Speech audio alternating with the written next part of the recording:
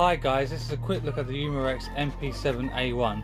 This is the AEP version. It comes with a 7.2 NIM battery.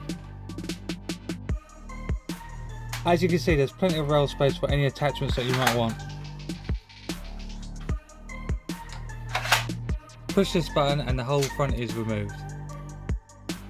This is where you install your battery.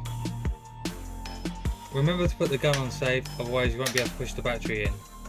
Now it's time for the chrono. I'm going to be using .2s. The mag holds 30 rounds. 181, 186, 182. And it shoots 12 rounds per second. Thanks for watching, I'll see you all back at the safe zone.